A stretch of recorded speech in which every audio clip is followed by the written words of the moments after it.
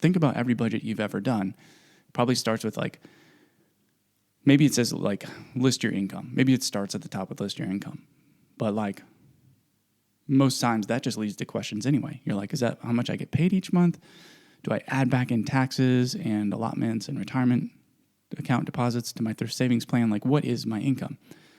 We don't even worry about that at the start, right? Like, just clear your mind and stop worrying about it. List expenses. We don't talk about that either. Like, we don't need to stress about expenses right off the bat. What we need to do is we need to come up with your picture of the life you want. And that's why we say the first step in an appropriate, solution-driven, problem-oriented, quote-unquote budget, or as we like to say, personal financial plan or financial management plan, is to identify your dreams and goals. It's a goal-setting exercise. Welcome to Service and Wealth, the podcast dedicated to helping military personnel master their finances and achieve financial freedom.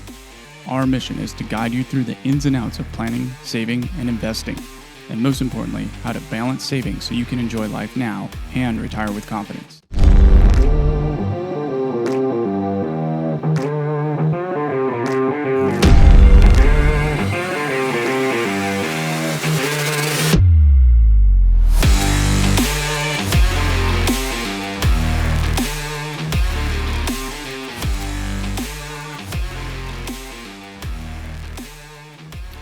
Welcome back to the show. This is Service and Wealth, podcast about military finance, investing, savings, retirement planning, real estate, everything that you could ever possibly need or want to know about finances and investing and saving, but from a military perspective. I'm your host, Ted Ehlert, and we're back here. This is our, this is kind of a, I guess like a transition episode. It's going to be kicking off here at the beginning of March.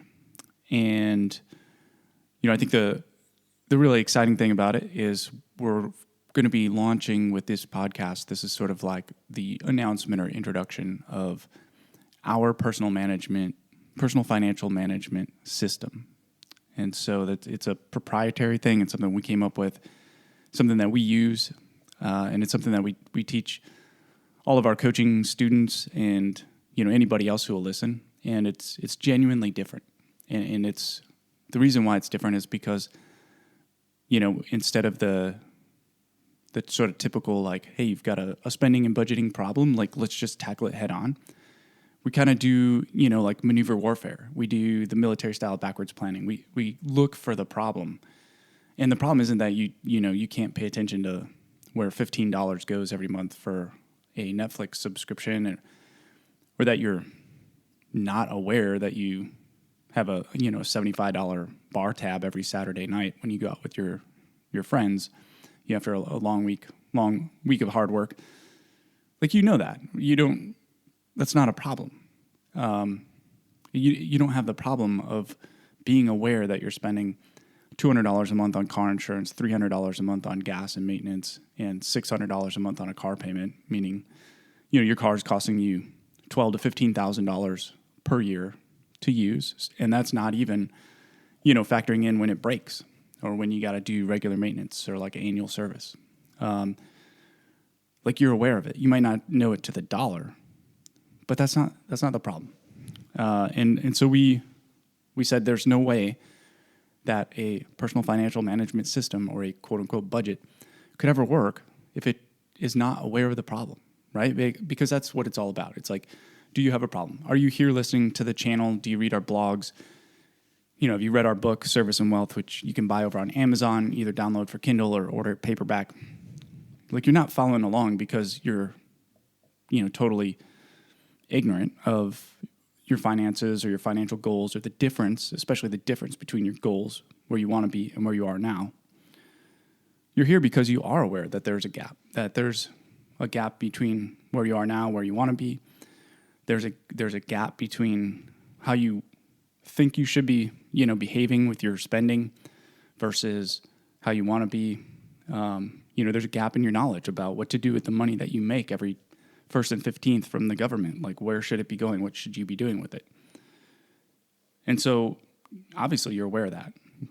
Now, if I just told you, like everybody else who tries to teach budgeting, hey, you need to download this app and connect all your accounts and then like pay attention to where your money goes and set limits on what you can spend, it's probably not the problem it's probably not the right solution because it's not really the problem. And so we developed this model and we call it the iCASH system. We try, sometimes I slip up and call it the iCASH budgeting system, but it's not really about budgeting. It's about personal financial management. It's about taking control of your finances. And being in control of your money and your financial future is the most important thing.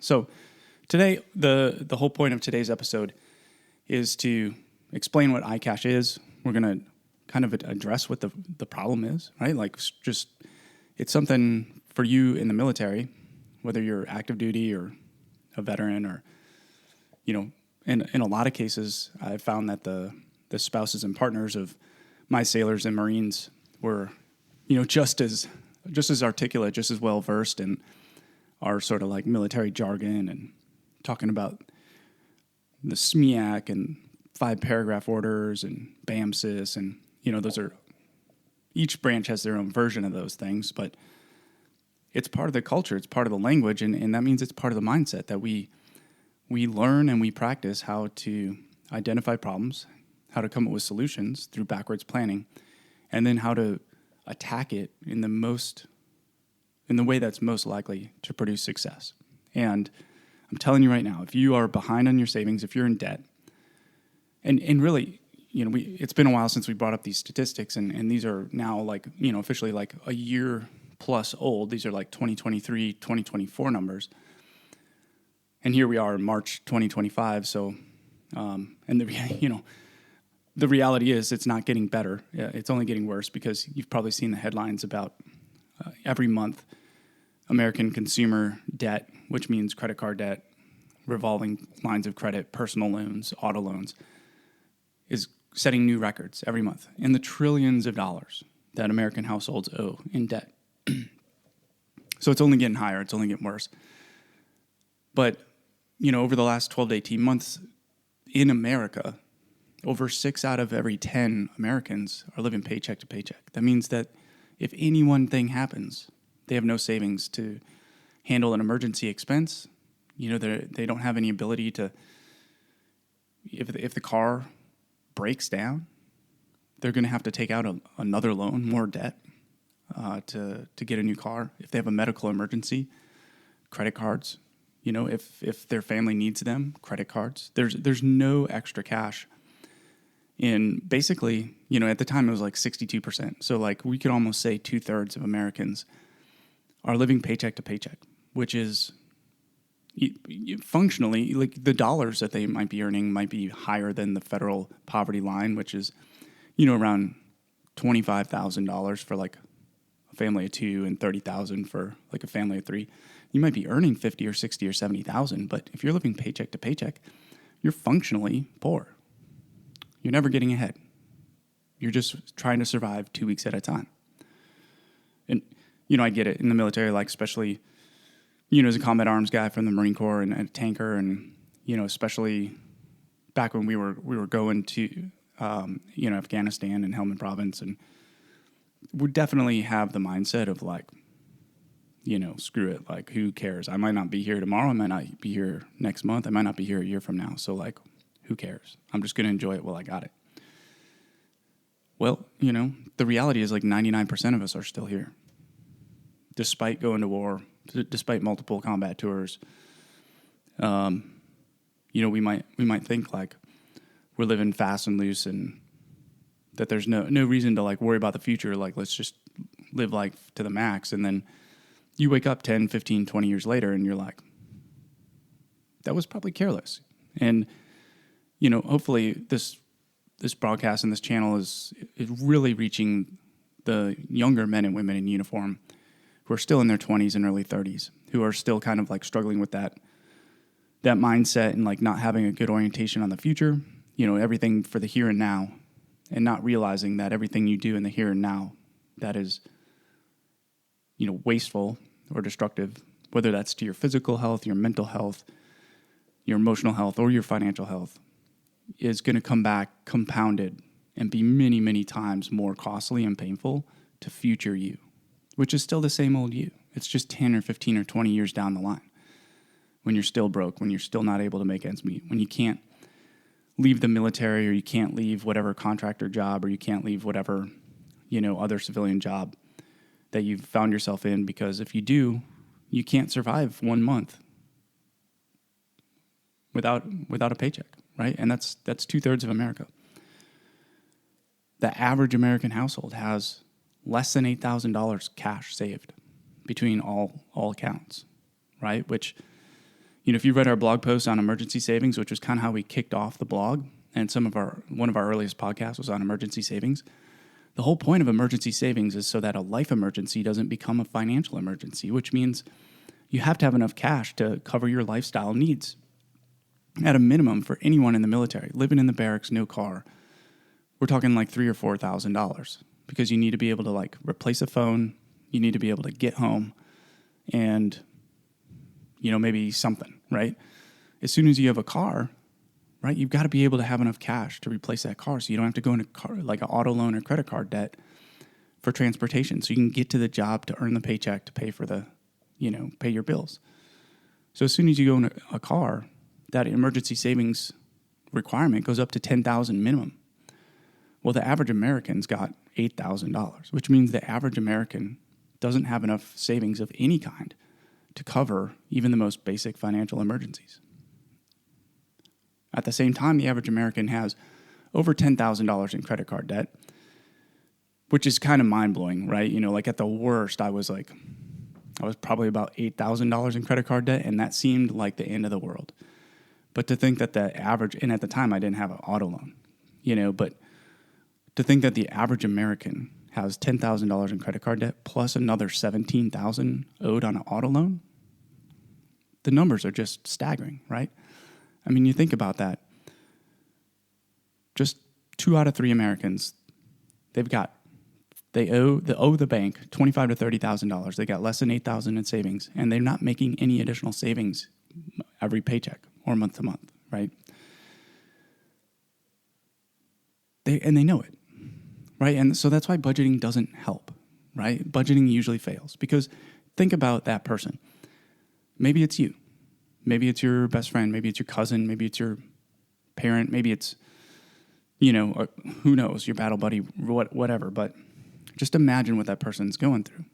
Every morning they wake up and they probably can't help it, but they check the bank account because it's probably so low that they're worried that some sort of random charge that could pop up there that they forgot about or weren't expecting, or maybe somebody, online tries to hack their PayPal account and pull money out of the bank, could overdraft them and bring them to zero, could make them broke, right?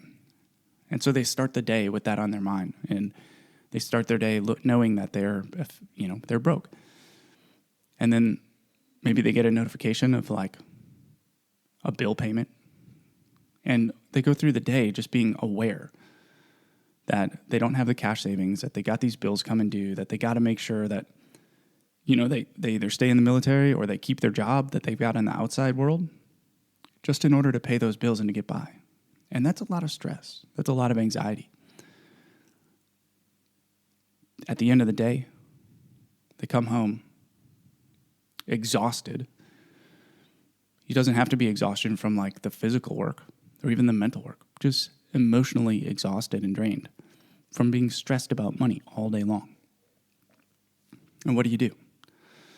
Chances are you're going to grab a pizza, some other prepared meal. Maybe you're going to jump on your phone with Uber Eats or DoorDash, have some sort of food brought to you that is sort of comforting. And then you're going to pop on, your favorite show and watch a couple hours of streaming on Hulu or YouTube or Netflix or Paramount or whatever it is. And this is your 2 hours. For this person, this is the 2 hours of the day of relaxation. Now, maybe this person is a parent, and now they come home and they've got a partner or a spouse and who's also feeling the pressure. And between them, there's the tension and the stress of the money. and they're looking at their kids, thinking about like, how am I ever going to provide for this family? Like, we can barely get by now. And in 5 years, 10 years, 15 years, I'm going to have to help my kid with transitioning to being a young adult, whether that's a car so they can go to a job, or, getting an internship, or sending them off to a summer camp to make them competitive to get into college, or going to college, maybe even high school, like a chartered high school, right? Like, it's just stress until the sun goes down and until the kids are in bed. And then what do? Like, well, you're probably still going to want to sit down and watch your favorite shows and eat something you shouldn't. And what do budgets do? Budgets come at you and they say, hey, dummy, you spend too much on subscriptions. You need to cut that crap out. Well, how do you think somebody's going to react when a tool says a solution is to take away the only thing that gives them any relaxation on the day?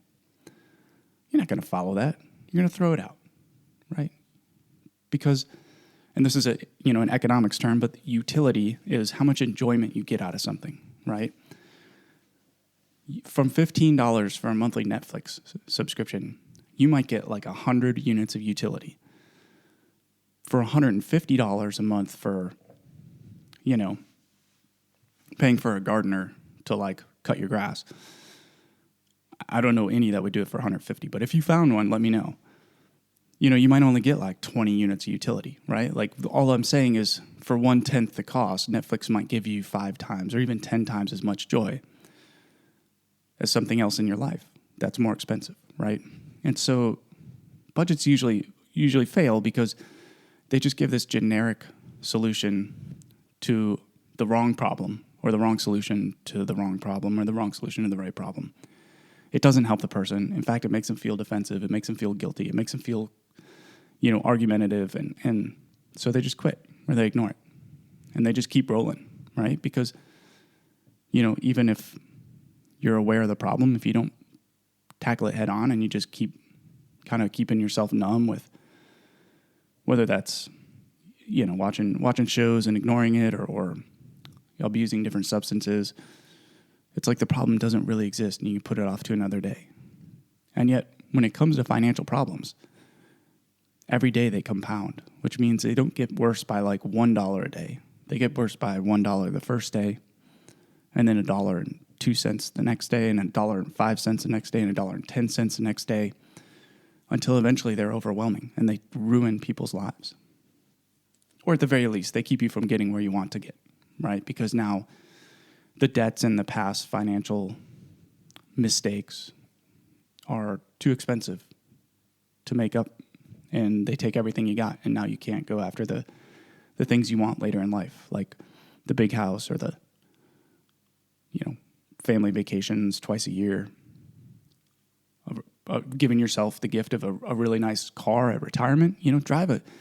Drive an absolute dump, a hoopty, for 20 years while you're in the military, and the amount of money you save on interest and those car payments, and that you save on lease payments, and that you save on maintenance, gas, accessories, all that other stuff.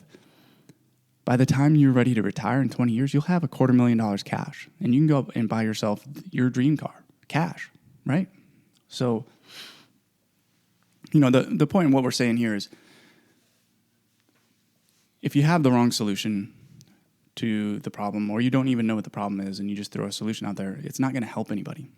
And the whole purpose of this channel is to help everyone in uniform, everyone retired, all our veterans, and all their families and loved ones.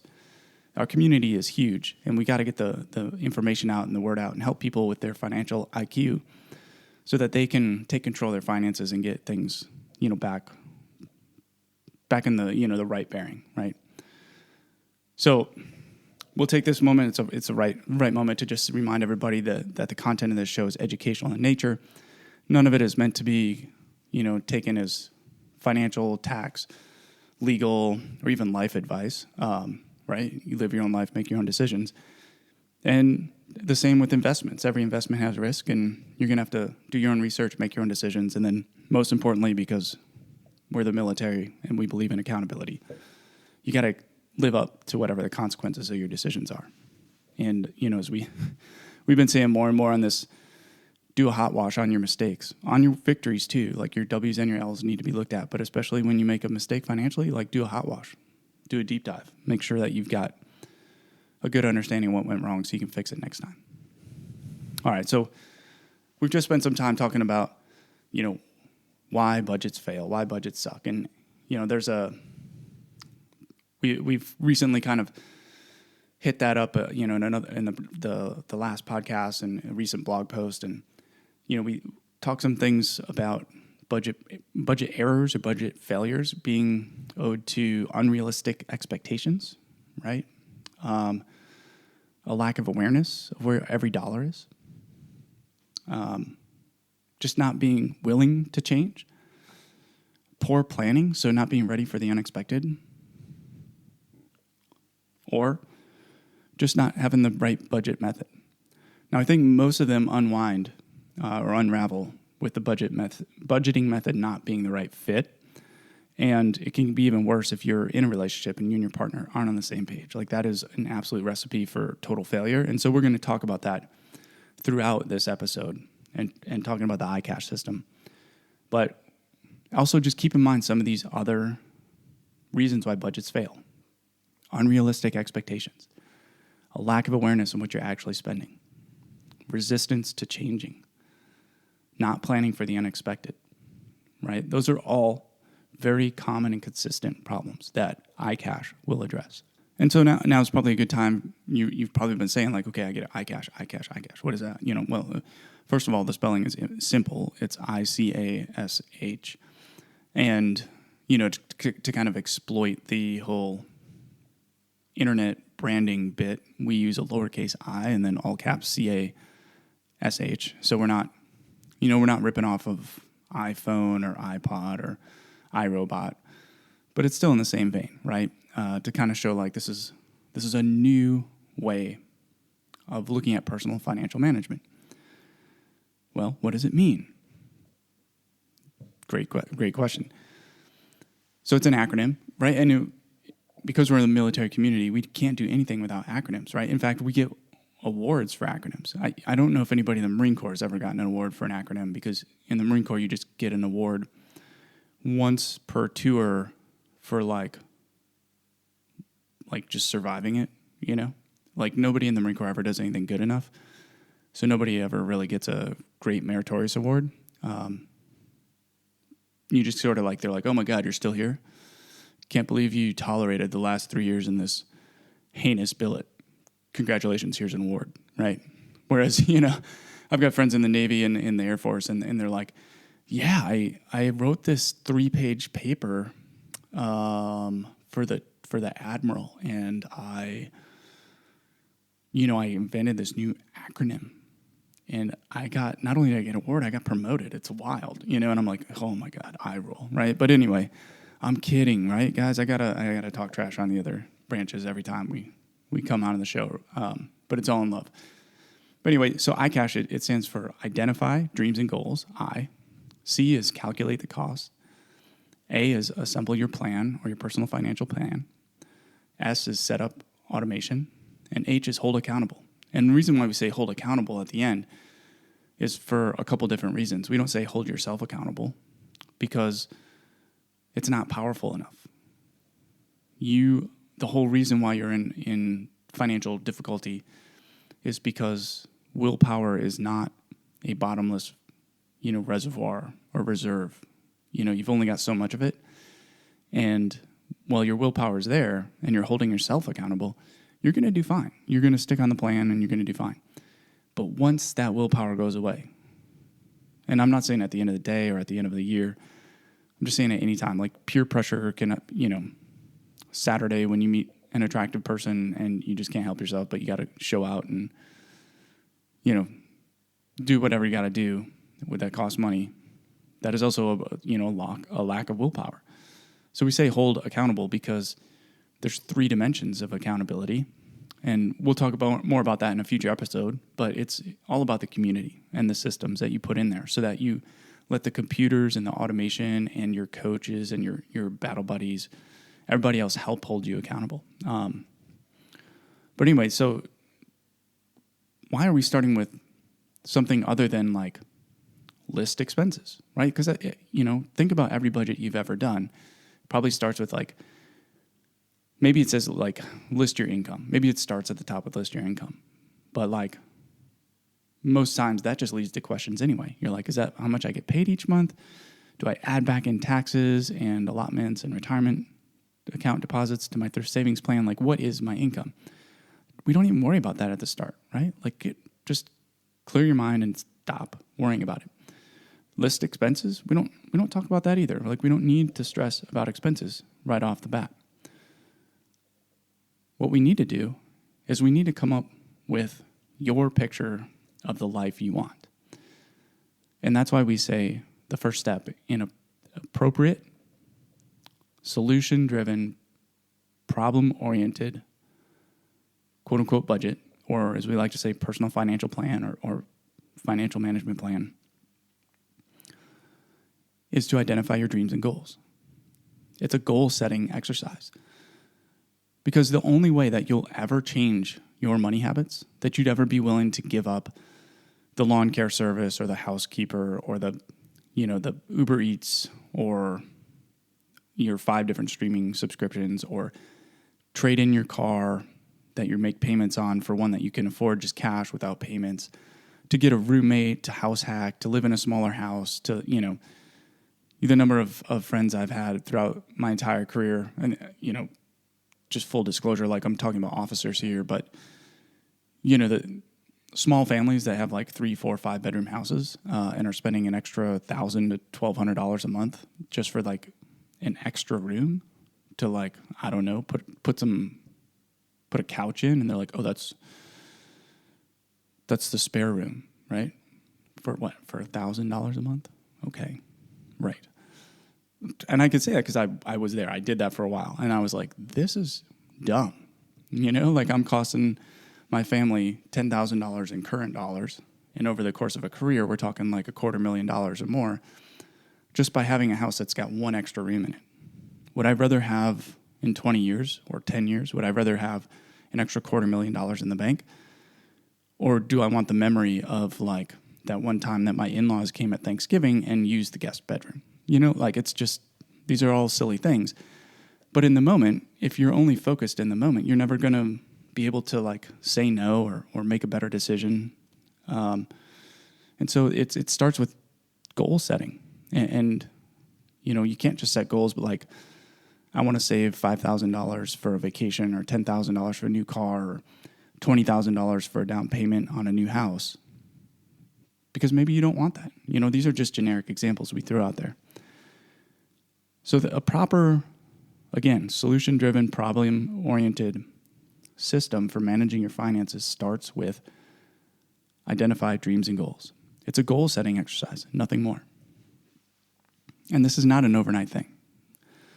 In fact, I got to tell you, for my own purpose statement, goals and values worksheet that I've done, I started that like 5 years ago, and I'm still making changes, right? It grows with you. It changes over time. As your life changes, you've got to update it. As you transition from the military, you got to update it. Things are always changing. So you don't have to worry about getting it right on the first time. All you got to worry about is getting it done. Now, let's talk about what that means then. Because today we said we're going to introduce our iCASH system for personal financial management. And here I am telling you that the very first step and the most important step of it has got nothing to do with dollars and cents. So how does it work? How does this translate into something that actually works for you? Well, let me give you an example. And this is just from me. But let's rewind the clock about, well, I guess just a little under 15 years ago, right? But, we can go a little bit farther, like 15, 16 years ago. So back to lieutenant days and deploying days out of the fleet. And we had things like a savings deposit program, SDP. I always get that one a little mixed up. But, the government said, hey, while you're deployed, You can save money directly from your paycheck as an allotment into this account, and then we're going to pay you 10% interest on it. And then when you get back, boom, all the money's yours. The thrift savings plan was becoming more of a thing, right? And also with the internet and smartphones and apps, the accessibility to investing in through things like E-Trade or TD Ameritrade and things like that was becoming a lot more popular. And so here we are, back as a lieutenant, everybody's like, it was things that like the officers and staff NCOs were talking about. And some of our NCOs were talking about it. Most of them were like not, but whatever. But this is like an O1, O2, and like an E7, E8, E9, like pretty regular topic of conversation, which is like, oh, are you participating in the SDP? Hey, how much are you putting each month into TSP? What are your allocations? Like, do you have an IRA? How much do you think you should have in your emergency savings fund? Like, these are all topics we're talking about. And I was always like, I don't care about that. Why do I care about that? And I would say it. I'd be like, that stuff's stupid. You're just gonna lose it all anyway. Like, it's just a casino, whatever. 5 years later, now I'm a bit older, married, looking at a future that is going to include children and a family, and I'm looking in the rearview mirror and I'm saying, oh, I always wanted a family. I always wanted to be able to leave the military on my terms. I wanted to retire early. I did not want to work until I was in my 60s. I want to be able to help my kids like go through life debt free, because I didn't. I had, 6-figure debt until I was in my early 40s. All these things that shaped like things that were important to me. And all through those years when I could have had a system that automated savings deposits, that automated investment accounts, that automated TSP deposits, I didn't do any of that because I couldn't connect this sort of like hope or vision of the future with the financial choices I was making at the time.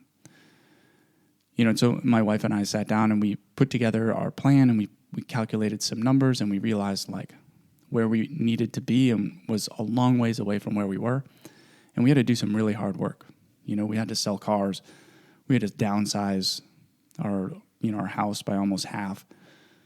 We canceled tons of subscriptions. We gave up some expensive hobbies. Sold a lot of electronics and other things, and just because the amount of money when you're in your mid to late 30s that you need to save to catch up is like 10 times as much as if you just started. And we talk about the numbers sometime. We don't need to get into it today, but if you were to start saving for retirement at age 22, you could save about $600 or $700 a month. And by the time you're 62, you'll have enough to retire on a 6-figure annual retirement income, just from your accounts, not including Social Security or any pension or disability you might get. To get to that same number, if you just wait 10 years, you're going to be looking at almost quadrupling the amount of money. You're going to need to be saving about $2,000 or $2,200 a month. And if you were to wait until your late 30s, so you just wait like 12 or 13 years, which doesn't seem like much, right? Your 20s are going to fly by. Your 30s will fly by. Suddenly, you're in your late 30s, and now you're finally like going to be a parent, and you're like, oh, well, by 62, I want to make sure that I can retire on this level of income. You're going to be needing to save over $5,000 a month, right? It's over 7 times more expensive to get to the same goal just by waiting. But you wouldn't know it, right? You'll never know it if you don't visualize it first and start making it an important thing for you to invest in now.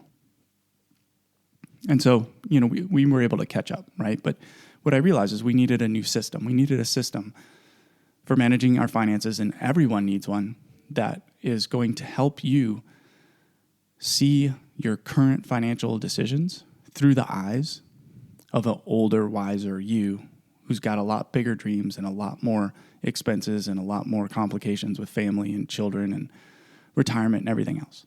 So that's why we said the first step's got to be identify dreams and goals. Now, in the military, we all learn about goal setting using SMART, right? That's got to ring a bell for I hope all of you, but we talk about SMART goals, things that are specific, that are measurable, that are achievable, that are reasonable, and that are time dependent, right? So you can't just say, "Oh, I want to retire early." You'll never do it, right? You'll know if you're like, "I want to retire early. I want to retire when I'm 50." Just go bass fishing every day for the rest of my life, and I just need a cabin in the woods, right? And I'm good. Well, that's not a SMART goal. And in fact, if that's the only thing you got, you have enough to make a SMART goal, right? On the flip side, if you start with the SMART goal, where you're like, I'm going to save $500 a month into my TSP so I can retire early. And I'm going to invest only in the C fund so I can get an 11% annual return, and that's going to be enough so that I have this much money at this time. Okay, well, that's a very smart goal, right? You were very specific. You said $500 a month, every month.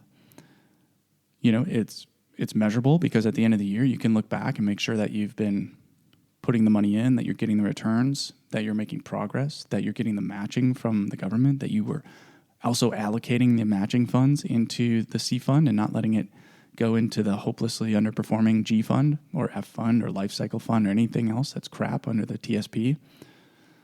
You only need the C fund and maybe the S fund. Those are the only two funds worth investing in the whole TSP, right?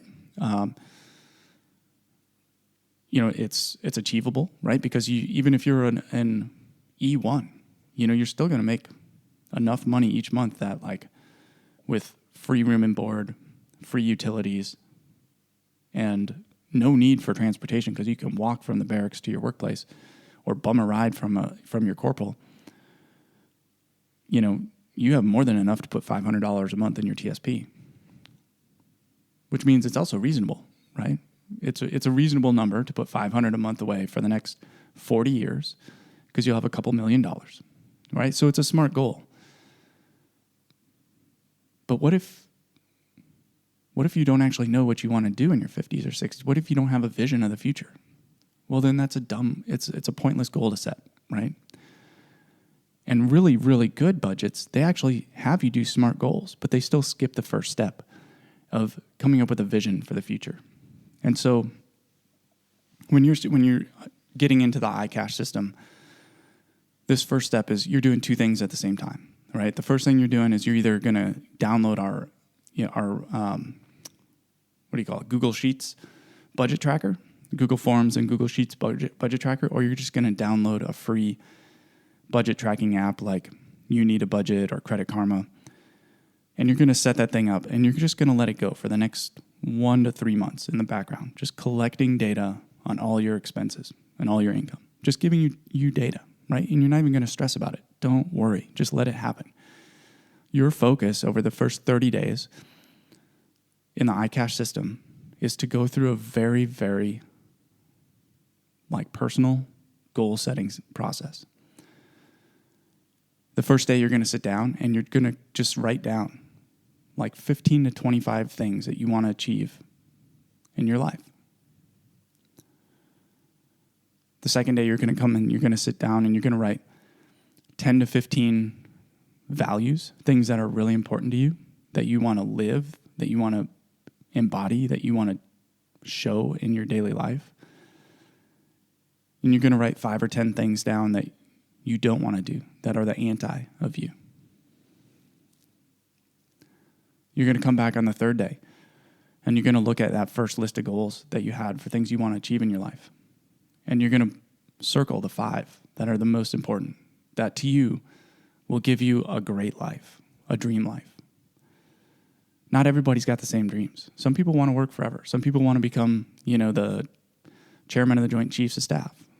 Some of them want to become the sergeant major of the Army. Some want to become a president of the United States. Some want to be a lawyer. Some just want to be like a good parent and a stay-at-home parent.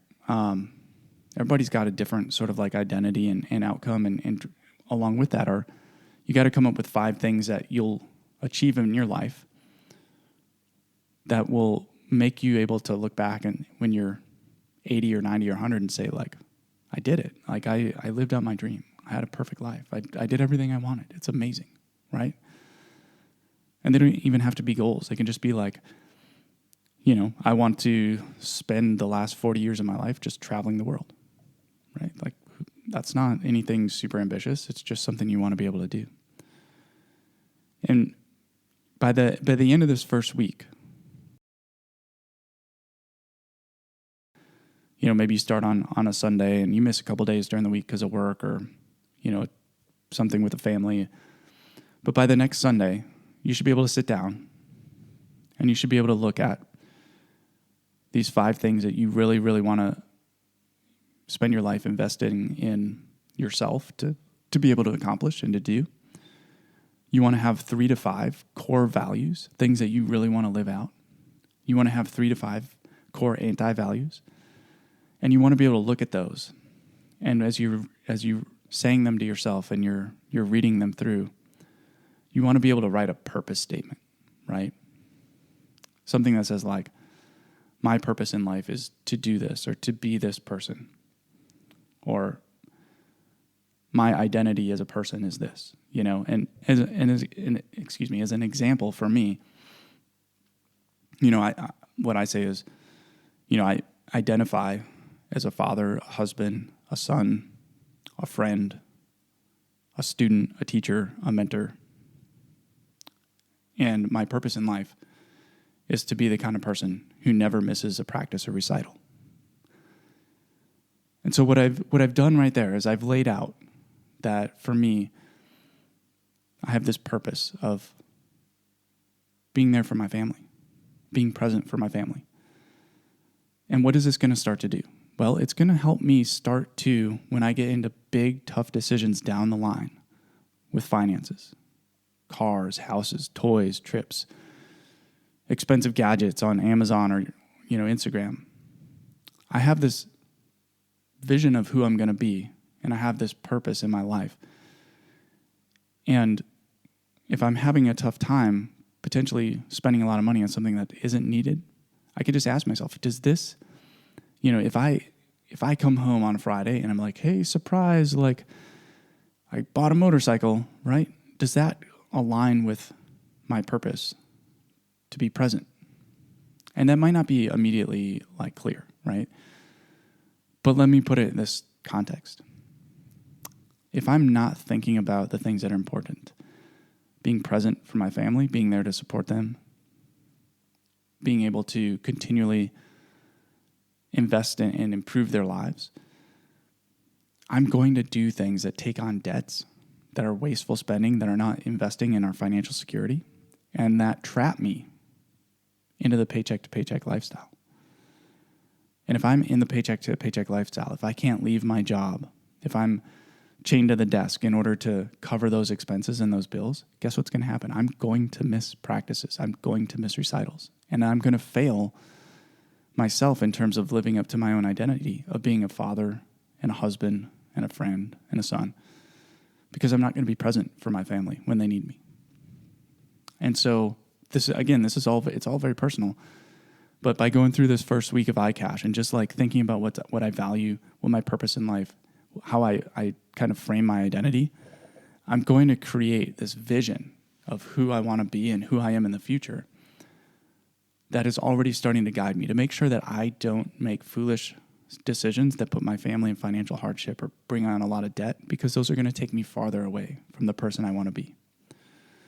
And then in my second week of iCASH, I'm going to now start to list out the things in life that will fill that life, right? And so, for some of the examples that we have for that are,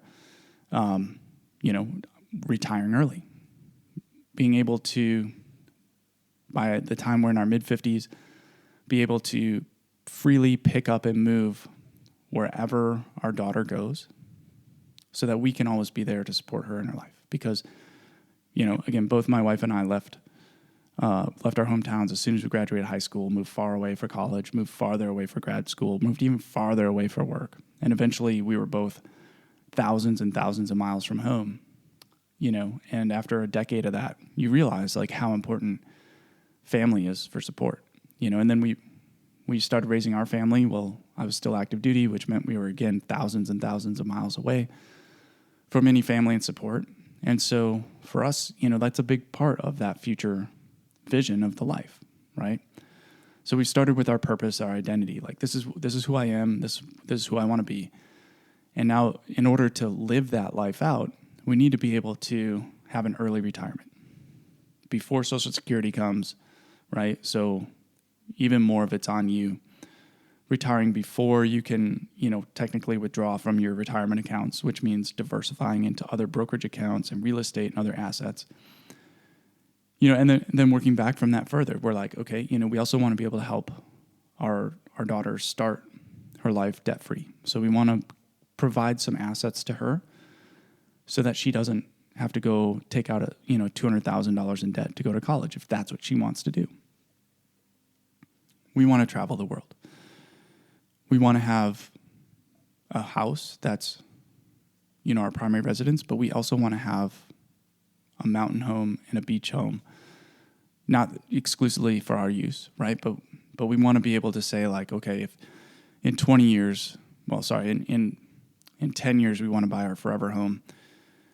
In 5 years we want to buy like our vacation home. And in 15 years, we want to buy another vacation home, right? So like now we have these other things that we're describing this future life. We don't want to have consumer debt. We don't want to have auto loans. So we need to have cash. We need to have emergency savings. And so as you flush this out in the second week, right? The first one, again, you're coming up with your purpose. You're coming up with your identity. And now you're filling in the blanks for what that future life includes. Now you start to see what you can achieve, right? You have these dreams, and now you're starting to have goals. They're still not SMART goals, but you're starting to paint this picture of the life you want to live, right? And, here's the kicker, and here's where the transition occurs between the I and the C in iCASH, is that, I is identify dreams and goals, and C is calculate the cost. And we just said in order to do this, you need to use SMART goals, right? Things that are specific, measurable, achievable, reasonable, time measured, which means you have to put a dollar amount into the amount you need to get by a certain time. And then that translates into a monthly savings amount starting right now. So the I and the C work together. The I is where you list the thing that you want and you list the time you want to achieve it by. Right? So, I have 20 years. Well, let's back it up a little bit more. I've got 30 years to save enough for an early retirement. That means I've got 30 years to save enough for a forever home, which means I've got 20 years to save enough to transfer to my children assets that can help them start their lives out debt-free, right? Which, at some point I'll explain how the best option for that is real estate, but we're probably still like about 10 shows away from getting to that. And then you're like, okay, but also, I'm going to retire from the military 15 years from now, and I want to treat myself with, a brand new Range Rover because I love that truck. All right, so now I've got 15 years to make sure I've got enough cash to go buy this dream car as a retirement gift for myself. In 10 years, I would like to, it'll be an anniversary present, right? Like take my parents' 50th anniversary, and I want to take my parents and my siblings and all our spouses, and we're going to go on a dream vacation together as a family, right? And so now you have these specific things you want to do in a certain amount of time from now into the future. And then you get to transition into the C of the iCASH by figuring exactly how much it's going to cost. And then just using some simple math, using online calculators to find out how much you need to start saving every month from today. This works. This works because what you're doing now is you're giving yourself clear targets to shoot on for things that you want, things that will give you the dream life, things that will let you do the things that you've always wanted to do, that will make you happy, the things that will motivate you and fulfill you as a person you want to be, living the purposeful life that you want. And I realize that it can be really tough to kind of, pencil in when you're in your 20s. But like I said, you don't have to get it right. And what you have right now doesn't have to be the same thing you have on paper when you're 30 or 35. But there is something. And I can tell you again, when I was 25 and, we're going to Afghanistan and didn't necessarily expect to come back, or at least not all in one piece. And I still remember I'll just say it, right? But, the last day before, our second deployment to Afghanistan, I went to the shop, I bought a 6-pack of beer, jumped in my truck, drove out into the desert, and just tried to see how fast I could drive my truck, on these, sand trails while I was sipping a beer. I was like, I hope that I do this once in my life, if I don't come back, at least I'm doing something kind of wild and fun and free, totally illegal, right? But we're on the desert, so no, it's not like there's cops out there looking for you. But at the same time, I still had dreams of owning my own home, having a family, being debt-free, retiring before I was 70. I still had those dreams. I just never took them and translated them into a real plan that I could execute. And here's the advantage. Here's why this works, right? If you're 25 and you can write that down, that these are the things that you want in your future life, 10 years, 20 years, 30 years, 40 years from now, and then we can assign a cost to it, then we can come up with something that says, every month I need to put $586 into my TSPC fund in order to get the 5% match and in order to be on track that by age 55, I could take advantage of IRS rules for the rule of 55 or the 72 equal payments program, and I can retire early on my TSP, and I will have enough because I started right now with $586 a month. Additionally, in order to have enough for a down payment on a house 20 years from now when I get out of the military and want to move back home and have my dream house, start my, set up my forever home family life, I know that I'm going to have to put $500 a month away, right? The VA loan's going to help me. It's going to be a game changer when I use it when I retire. But I still need to have $500 to pay for funding fees and closing costs and a little bit of down payment, probably some repairs and all that. And I want to get a new car in 5 years. And I'm going to need $500 a month that I need to save in order to get that car, right? Well, right there, I've just come up with a personal financial plan where these big future savings targets and expenses that I have in order to live my dream life and do the things that will make me happy and that I daydream of and that motivate me to come to work every day, I need to save that much right now, starting right now. And now I could put together a personal financial plan where I start making those savings contributions and those investments. And then if I run out of money before I can pay for my Hulu and my Netflix and my YouTube, well, now I know I can cancel them. And it's easy to cancel that YouTube Premium or the Netflix because, and the Uber Eats and Apple Music and all those things because I was $200 over budget. If I cut these subscriptions, I can still afford my $500 a month savings goal to get a new car in 3 years. But if I keep the subscriptions, I can't get that new car. Now, what's more important to you? Watching a show ad-free or being able to upgrade your car in 3 years? And now you're putting yourself in this position where you're I would much rather have the car than I would have, ad-free TV shows at night. It makes it easy. You're not fighting anything. You're not telling yourself, oh, I can't have that. Oh, I'm being irresponsible. Oh, I'm wasting it. The iCASH system brings back to the very present and throws right in your face the very things that you want in life, the big ticket items that will make you happy and make you feel the most fulfilled and help you get closest to your dream life. And that makes it easy to skip out on the silly little things that you would otherwise waste your, $10 here and $10 there. It adds up quick.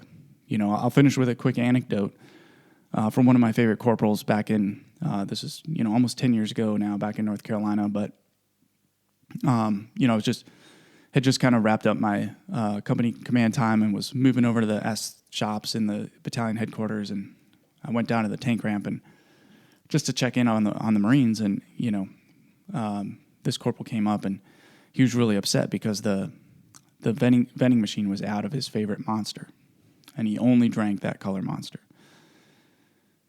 And I was like, why do you drink that stuff? He's like, I'm bored. I like the energy. It tastes good. I'm like, yeah, but how many of those do you drink? He's like, I drink 5. I drink 1 in the morning before PT. I drink 1 after PT. I drink 1 at lunch. I drink 1 in the mid-afternoon, and then I drink 1 before I go to the gym after work. I was like, oh my God. I was like, how much do those cost? He's like, well, they're $3 each. I was like, you spend $300 a month. You spend $3,600 a year. If you skip that, if you just drank the free coffee in the company office, over in the maintenance chief's office, right? In less than 3 years, you could buy yourself a new car. And when he understood that, he stopped drinking. He went cold turkey, quit those energy drinks that day, because I had helped him with some quick mental math see that what he was trading off for, like, the cheap and easy and tasty sugary Monster, 5 times a day to boost him through the day, was in the long run was going to cost him a car. And, he made the change just like that. And you can too. And that's why iCASH works, because it doesn't assume that whatever you're doing is lazy or stupid or irresponsible. It just says, let's compare if what you're doing right now is more important than what you could be doing if you were saving and investing a different way. And we're going to tell you exactly how much it costs to get to your dreams and your goals, to live out the life that you want. And then you make the choice, right? You make the choice. If you'd still rather have DoorDash 4 nights a week and watch Netflix and Hulu ad-free and drink 5 energy drinks a day, then fine. You're not going to retire early. You're not going to be able to afford a dream home. You're not going to be able to get a nice new car. You're not going to give yourself a nice retirement gift. You're not going to be able to take a couple years off when you leave the military and travel the world or try something entrepreneurial. You're not going to have enough cash to help your kids through school debt-free. You're not going to have any of that. And that's your choice. But the iCASH system at least shows you what the trade-off is. And then, as we'll talk about in future episodes, we'll talk about some specific examples, give you real numbers, so you see that we're not just throwing these things out randomly and trying to make it sound achievable or reasonable. You can have a pretty baller life if you start early enough and stay consistent. And those are some of the key principles to building wealth. And again, it's not just for the purpose of stockpiling money or stacking sats. It's so that you have enough money that you can live the life that you dream of. Because who wants to wake up one day and realize that all their dreams are dead, or that they're too old to ever, pursue them, and they have to give up on their dreams? Because for the past 40 years, they were just living with their head in the sand financially, right? The whole point of getting control of and being in charge of your finances is so that you can live the life that you've always dreamed of, whatever it is. And what we're going to do is we're going to come back next week, and we're going to move into the second step of iCASH, which is calculate the cost. And it's going to be a little bit more of a numbers game. I'm looking at a couple apps that could help us do this with a video, so that then we could actually show the numbers. But what we're really going to do is we're going to show how achievable substantial wealth is for you in a 20-year savings period, right? Whether that's 20 years in the military, 10 years in the military, 10 years in the civilian world, 4 years in the military, 16 years in the civilian world. Over the course of 20 years, if you're consistent and you start at the beginning, you can have millions of dollars by the time you're in your 40s. It's crazy, right? It doesn't seem like it. But thanks to the power of compounding and good planning, having a solid personal financial plan, it's all achievable and reasonable. So that's it. That's iCASH, right? And that's why it's trademark. That's our brand. That's our system. It's totally unconventional. It flips things on its head. And like I said, the whole point is you spend that first month just doing this goal setting, writing your purpose, coming up with your identity, what you value, what you want to do, what you never want to do, what your life looks like in the future, what it has in it. And that takes time, right? Just think about it. And in the background, you've just got the app, or maybe you're using our Google Forms tool to just kind of like get a baseline of where you are in your spending. So then after a month, you can come back and you can sit down and, over a coffee on a Sunday morning or whatever the case may be, you can say like, okay, I've just come up with these goals. I'm ready to calculate the cost and see how much they cost. And I also have all this information from my budget tool that shows me like where my spending is right now. And I can start to look at trade-offs and say like, okay, I know I'm only saving $300 a month in my TSP right now. I need to double it. I need to come up with $300 of other stuff I can skip out on in my life in order to make sure I have enough to retire one day and not be an 80-year-old greeter at Walmart, sitting in one of those little gopher scooters or whatever. Maybe you dream of that, but I don't really want to be working when I'm 80. So for me, making sure there's enough going into the retirement accounts is very important.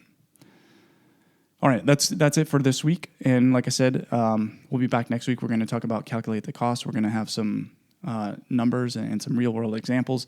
And then, head on over to the blog, because what we're going to do on the blog is we're going to take our sort of formula, our goal setting worksheet that we have, and we're basically going to put it out there so you can see it. And you can actually go through the process. You can just print out the blog post or download a PDF. We should be able to get a link in there. And then you can sit down and you can just pen to paper, just like fill in your own goals and start describing what this future dream life looks like. And if you have a partner, right, another reason to set a full month aside is if you're married or if you have a serious, romantic partner, you each want to do it individually. And then you want to come together on like that fourth week of that first month and do the thing together, right? And compare, hey, this is what I really want. This is what you really want. And not only is that going to make for a better financial plan for you and your family, but it's also going to help you get to know your partner a little bit better. Because there's some things that you're going to put on there, there's some things that they're going to put on there that you've probably never talked about, Like, don't tell my wife, but I love boats. I would really love to have a speedboat when I'm older, to just go out there and like cruise around on the lake or maybe the ocean at like 60 miles an hour. Well, what's that, 50 knots? I'm supposed to say knots. I'm supposed to know what that is, right? She doesn't know that. But that's something that like I secretly want to save for. When we sit down and work together on our family financial plan, like that comes out. It's way at the bottom, of course. It's a nice to have. It's a want. But it still comes out because we work on it together. So thanks again for joining us. That's all we got for this week. And we look forward to seeing you back here. Same time, same channel next week on the Service and Wealth Podcast. If you're not already subscribed, please do so on Apple Podcasts or Spotify. You can also subscribe to our YouTube channel, Military Wealth Coach, on Spotify or Apple. Just search for Service and Wealth and we'll pop right up. And as always, leave us a 5-star review if you think we've earned it. If you don't think so, why don't you just send me a DM and tell me how we can do better. And as always, head on over to our website, www.militarywealthcoach.com, where you can sign up for our weekly newsletter that includes updates from our podcast and our blog, as well as weekly money savings tips. And you can also sign up for a free coaching session with me where we'll just take like 45 to 60 minutes to talk about whatever financial questions or problems that you're dealing with right now and see if there's any way that we can help you.